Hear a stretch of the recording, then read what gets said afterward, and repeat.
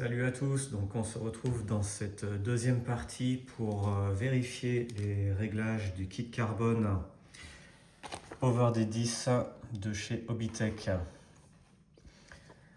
Donc pour ça, on va prendre la dernière page du manuel, le basic setup sheet qui va récapituler tout ce qu'il faut au niveau des dimensions et des réglages. Donc ici, on commence par vérifier l'avant. Donc front arms, c'est les bras de suspension avant. Lower, c'est ceux du bas. Upper, ce sera ceux d'en haut.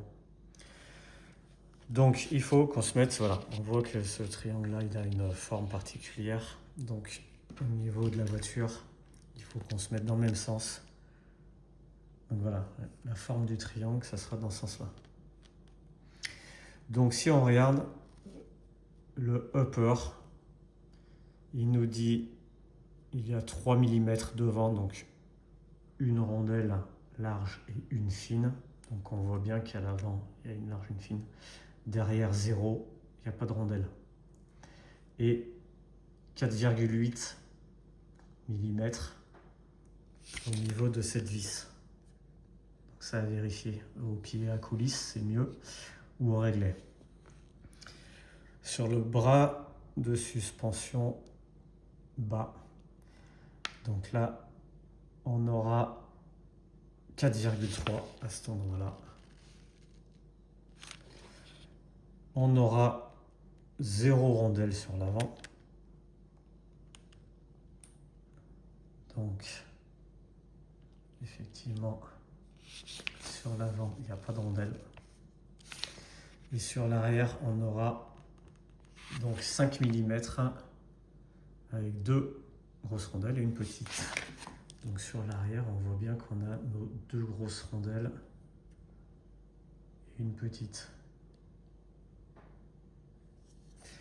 On le voit aussi par en dessous. Voilà, donc ça à vérifier.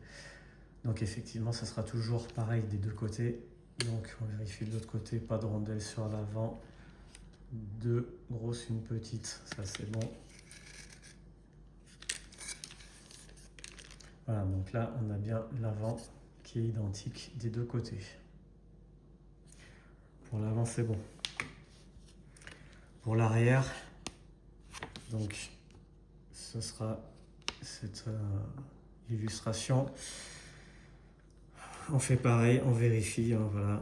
Donc une petite rondelle d'1 mm de chaque côté. Et là, ils ont mis 0 du coup sur l'avant et 4 mm sur l'arrière, donc 2 rondelles. Donc là, bon, moi ça va pas être pareil. Ça va pas être pareil si on se reprend donc comme ça. Donc là, on va le mettre à l'envers, on verra mieux.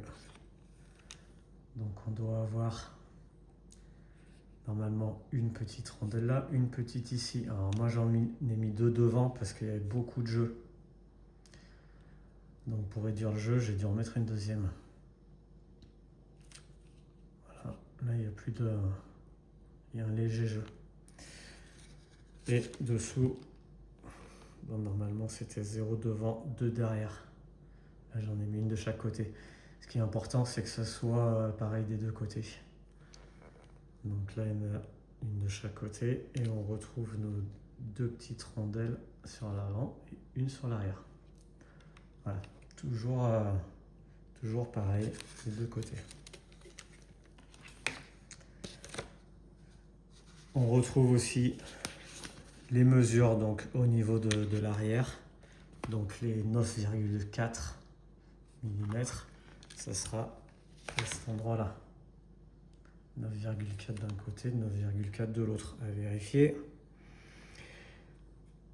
Et après, on passe au point d'ancrage des amortisseurs. Donc là, au point d'ancrage, donc on a l'amortisseur qui va venir sur les extrémités à l'arrière. Le point le plus à droite, là, le point le plus à droite. Donc là, on sera sur le point le plus à droite et en bas. Ça va être pareil, le point le plus à droite. Pareil de l'autre côté, forcément c'est le point le plus à gauche. Et en haut, ça sera le point d'ancrage le plus à gauche. Sur l'avant, au niveau des points d'ancrage, ils ont mis sur celui du milieu en haut et sur celui-là de gauche. Donc c'est pareil, si on reprend notre châssis, alors moi je les ai mis sur les extrémités, le plus à droite, et pour le haut, pareil, le plus à droite. Moi, ce qu'il faut, c'est que ce soit pareil de l'autre côté, donc ce sera le plus à gauche pour en haut et le plus à gauche pour en bas. Voilà. Le tout, c'est que ça soit toujours symétrique. Donc sur l'avant, on a ici le point d'ancrage du triangle. Donc ça serait pris sur la partie extérieure, hein, voilà, sur le trou le plus à droite. Donc là on a deux points d'ancrage, il y en a un ici et un peu plus sur le côté. Donc on est bien sur l'extérieur. Pareil de l'autre côté, on est sur le trou extérieur. Après pour l'arrière, donc l'arrière, là, le point d'ancrage, ça va être celui du bas.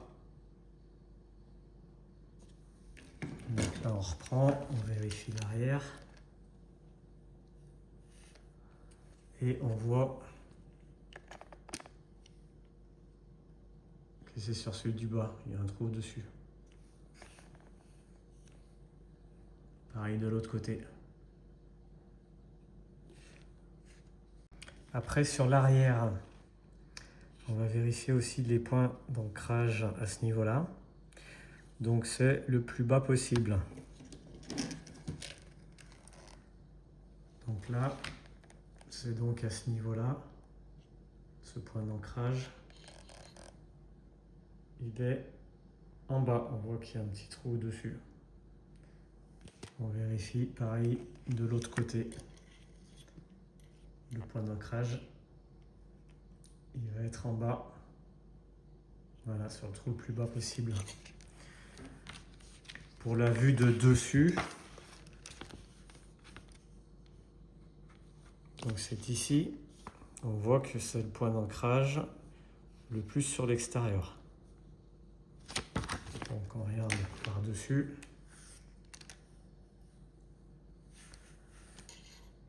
On a le premier trou et le deuxième, le plus à l'extérieur. Pareil de l'autre côté, à l'extérieur. Et là, il y a le trou d'avant. Donc ça, c'est bon. Donc voilà, le but, c'est de repérer tout ça, de vérifier surtout tout ça, et de voir si tout est bon. Grâce à ce petit setup récapitulatif de la fin, on voit tout d'un coup. Et la même chose après pour les réglages d'amortisseur, hein, la dimension 58,5, l'huile à mettre dedans, le ressort. Donc pour le front, c'est l'avant, ce sera le ressort hard, donc le plus dur.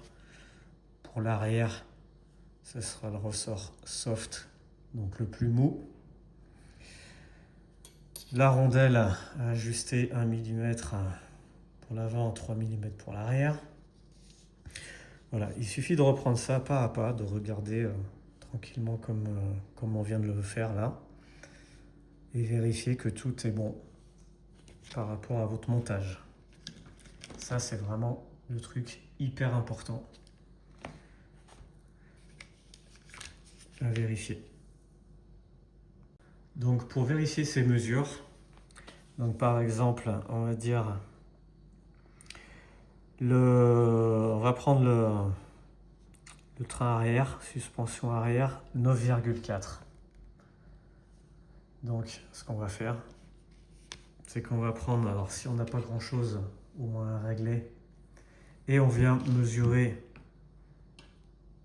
les 9,4 d'un côté et les 9,4 de l'autre. Après, le mieux, si on a un pied à coulisse, c'est quand même plus précis. On vient donc prendre les mesures au même endroit. Donc là, j'aurai à peu près 9,3. Et surtout, vérifier si on a la même chose de l'autre côté. Donc là, c'est pareil. Donc il vaut mieux avoir 9,3 des deux côtés au lieu de 9,4 dans la notice, mais que ça soit pareil, plutôt qu'un côté à 9,5 et puis l'autre à 9,2. Vraiment que ça soit bien pareil. Donc on fait ça de partout, voilà, sur l'arrière, sur l'avant. On reprend toutes les mesures à chaque endroit et on vérifie que ce soit pareil. Si c'est pas pareil, on prend une petite clé. Donc là, ça serait du 4 pour régler ces petites biellettes. Voilà, on vient prendre la biellette et on vient la tourner dans un sens ou dans l'autre pour venir régler. Mais il faut vraiment régler tout doucement parce qu'on a vite fait, il ne faut pas faire un tour complet, sinon on arrivera. Il faut être très précis, donc il faut faire des petits quarts de tour, reprendre la mesure, refaire un quart de tour, reprendre la mesure pour venir agrandir ou réduire ces biellettes. Voilà, donc les réglages c'est assez précis, il faut vraiment tourner l'outil tout doucement, sinon on n'arrivera jamais à avoir les bonnes mesures.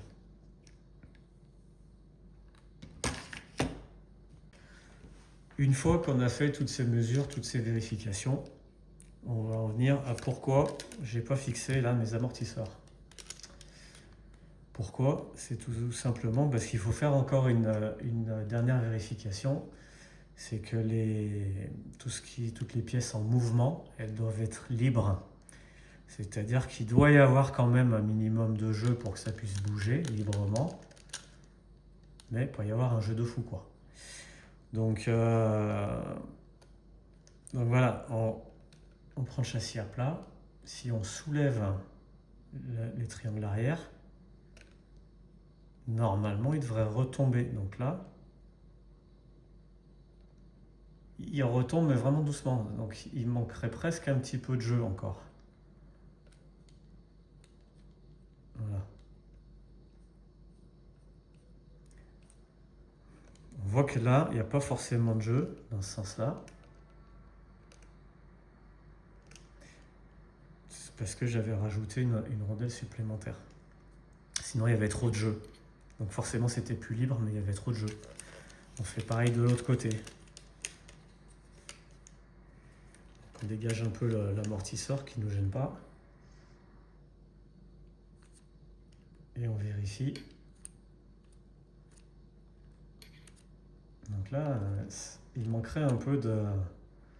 Il faudrait qu'il y ait un peu plus de jeu pour que ce soit plus libre.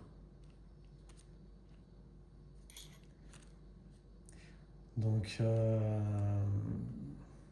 va presque enlever une rondelle, mais le problème c'est qu'après on aura trop de jeu. Donc ça c'est un peu embêtant. Il faudrait des rondelles de calage plus fines. J'en avais pas, donc j'ai mis ce que j'avais. Ouais, là il n'y a plus de jeu dans ce sens-là. Après sur le train avant c'est pareil. Donc là on peut remonter les amortisseurs pour pas que ça gêne. Et voilà. Donc là ça devrait retomber comme ça normalement. Ça c'est bien. Il y a vraiment le... Voilà. Jusqu'en haut, ça retombe jusqu'en bas. Dans ce sens-là, en bas, il y a un très léger jeu. En haut, il y aurait presque un peu trop de jeu.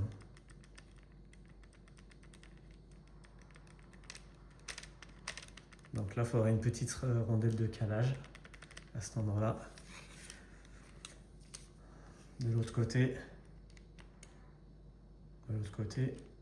ça va pas parce que ça reste carrément bloqué. Donc ces échappes là, supérieure, inférieure, elles grippent un peu. Je trouve que c'est pas hyper qualitatif.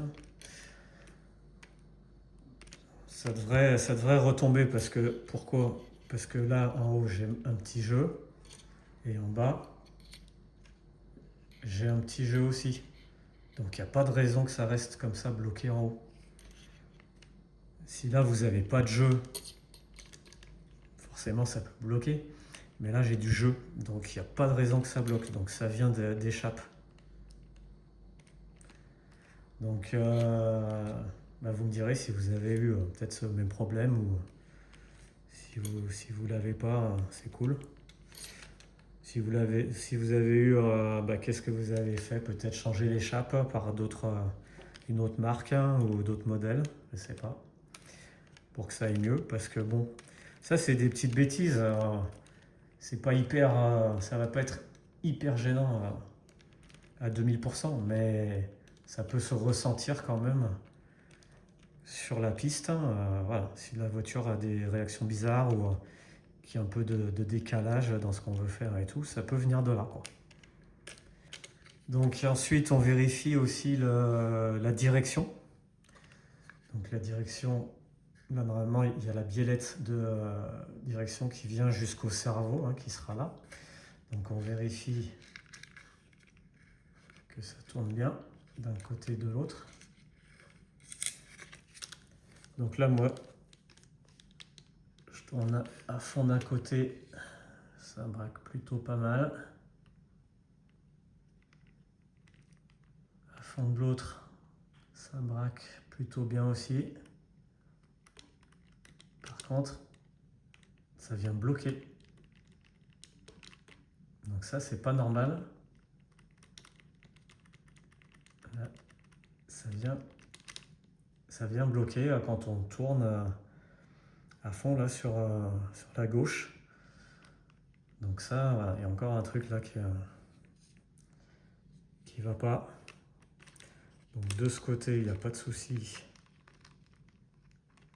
Ça bloque pas. Par contre, de l'autre, ça vient bloquer. Donc pourquoi? Là, ça bloque comme si, voilà, si on était légèrement décalé.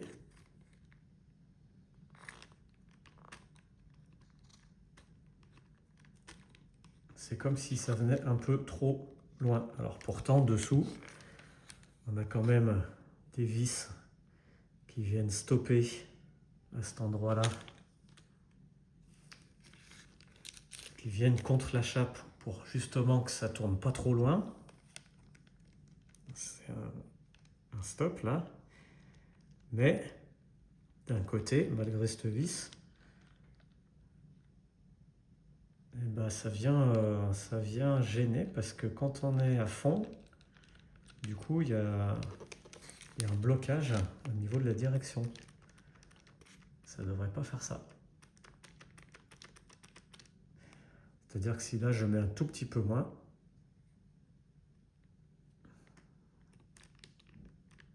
voilà, s'il y a un petit peu moins, c'est plus bloqué. Donc là, il va falloir trouver aussi une astuce là. Décidément, ce côté-là, c'est pas le bon. Ça bloque. Et en plus, la direction, elle bloque aussi à cet endroit-là.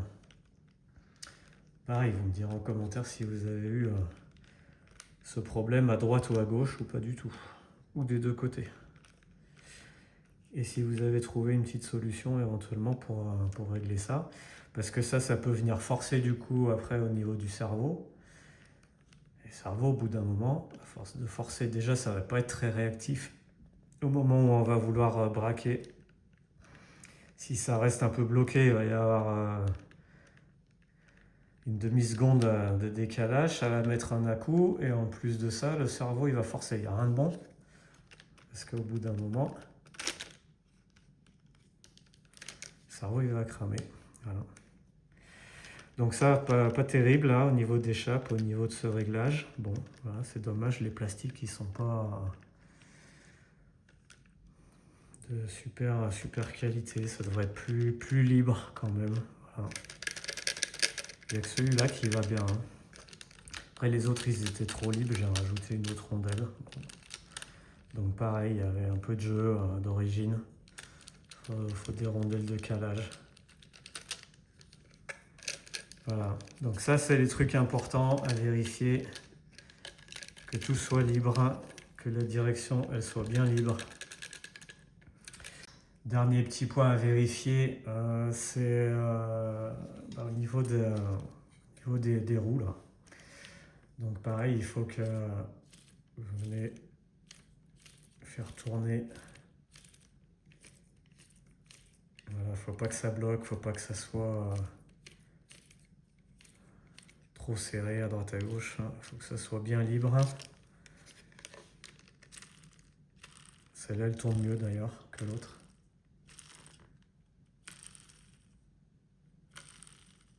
Donc, on va savoir pourquoi. Ça, c'est à vérifier. Il ne faut pas que ça soit bloqué. En tout cas, derrière, bon, bah, forcément, ça vient entraîner la couronne. Donc, on sent qu'il y a une petite force, mais c'est normal.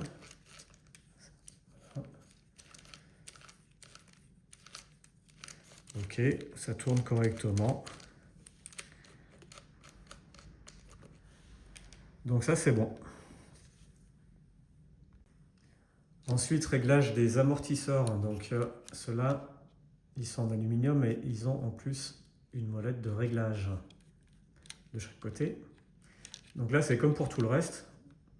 Il faut qu'à droite et à gauche, ils soient réglés de la même façon.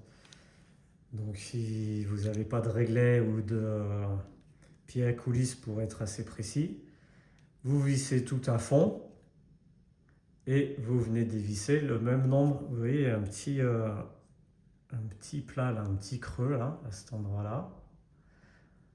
Donc ça fait un point de repère. Donc quand vous vissez ou quand vous dévissez pour régler, vous prenez ce point de repère, par exemple là il est sur l'arrière, et vous tournez de façon à faire un tour.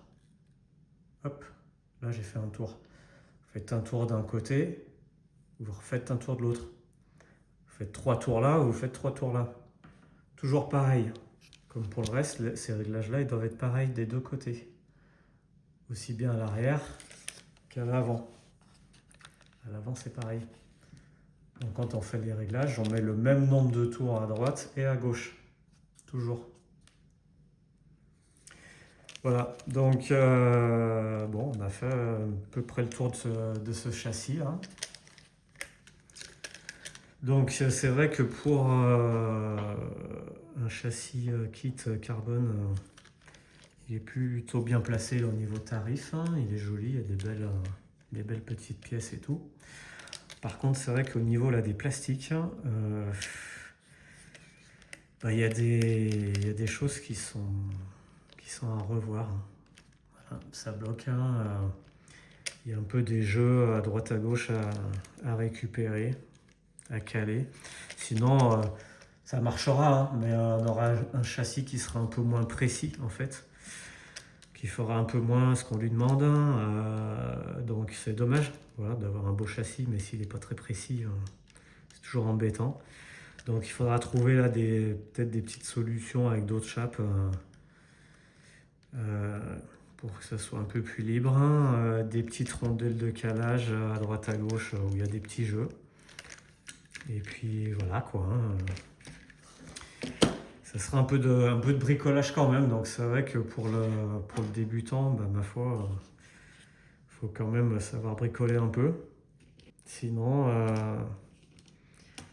ça risque d'être pas hyper précis au niveau conduite.